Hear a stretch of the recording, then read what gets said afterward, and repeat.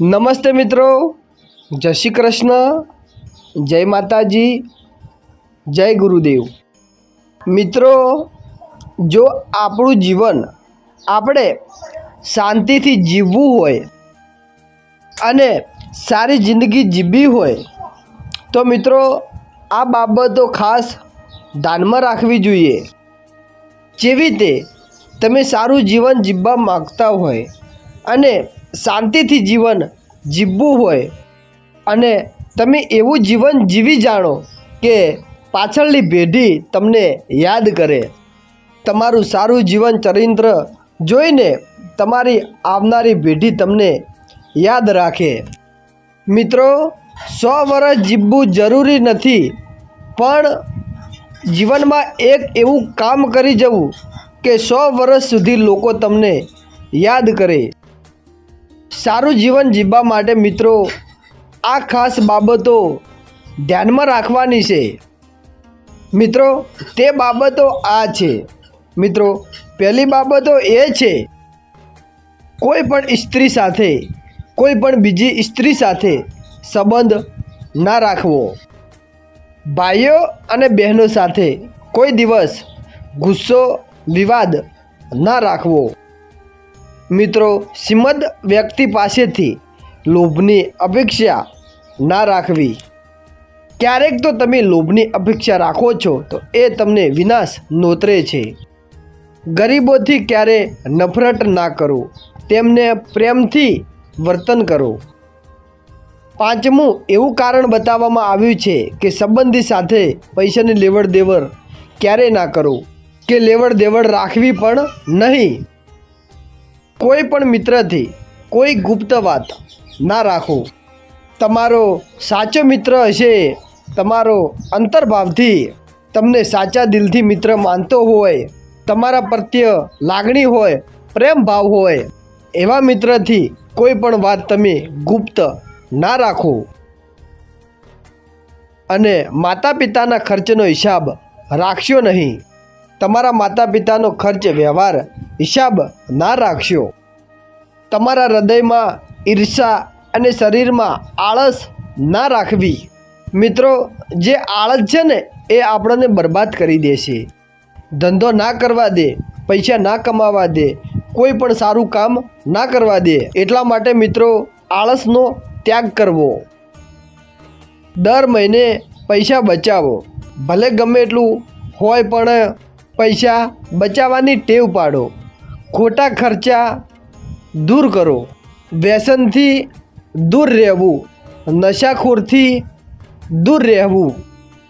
તમારે તમારા જીવન વિશે જે પણ નિર્ણય લેવાનો હોય તે જાતે જ લેવાનો, કારણ કે તમારું જીવન બરબાદ કરવાથી બીજાને તેનાથી કોઈ ફરક નથી પડવાનો।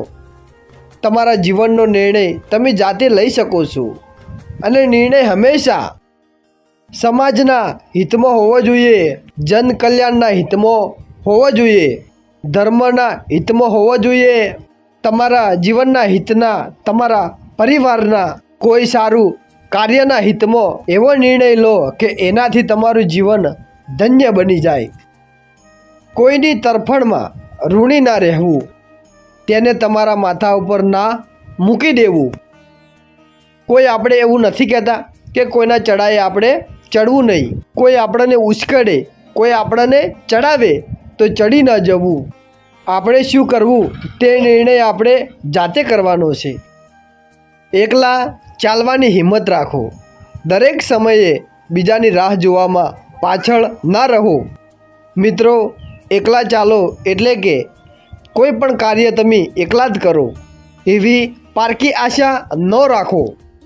જો તમે બીજાની આશા રાખો છો અને તે કામ પ્રત્યે તમે રુચિ નથી ધરાવતા તો તમે એની સફળતા નથી મેળવતા।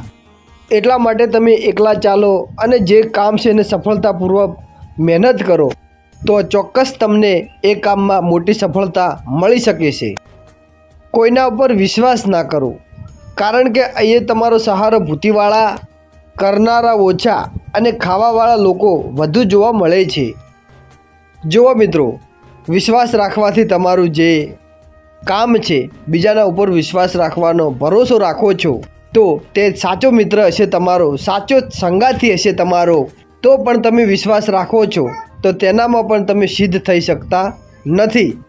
કારણ કે કાચ એકવાર તૂટી જાય ફરીથી સંધાતો નથી. એવી રીતના વિશ્વાસ કોઈ પણ વ્યક્તિ ઉપરથી એકવાર કે કોઈ પણ તમે માનતા હોય એના ઉપરથી ભરોસો એકવાર તૂટી જાય તો ક્યારે પણ તમને એ જોડાતો નથી. મિત્રો, આવી રીતના તમારે તમારા જીવનમાં કોઈ પર વિશ્વાસ નથી રાખવાનો અને તમારે શું કરવાનું છે એ તમારે જાતે નક્કી કરવાનું છે. મારા અને તમારા માતા પિતાની વાત, વડીલોની વાત સાંભળો, કારણ કે એ તમારું ભલું ઈચ્છે છે અને બધું પાછળ છોડી દે છે. ગુરુદેવ, વડીલો, જે તમારા માતા પિતા તે તમારું ભલું ઈચ્છે છે, તેઓની હંમેશા વાત સાંભળો.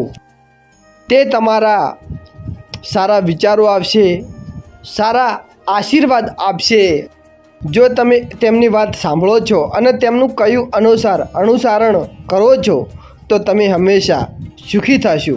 મિત્રો, માતા પિતાની સેવા કરવી, ગુરુ મહારાજની સેવા કરવી, ગુરુની ભક્તિ કરવી, આ કરવાથી જીવન ધન્ય બને છે અને જીવનમાં સુખ પ્રાપ્તિ થાય છે. મિત્રો, બને તો હોય તો ગરીબ ગાયોને, કૂતરાઓને દાન કરવું, ખવડાવવું, આ એક આગળ છે. મિત્રો, તો આજનો વિડીયો તમને ગમ્યો હોય તો લાઈક કરી દેજો, ચેનલને સબસ્ક્રાઈબર કરી તમારી કુળદેવીનું નામ કોમેન્ટમાં લખવાનું છે. મિત્રો, તો જય માતાજી, જય શ્રી કૃષ્ણ, જય ગુરુ મહારાજ.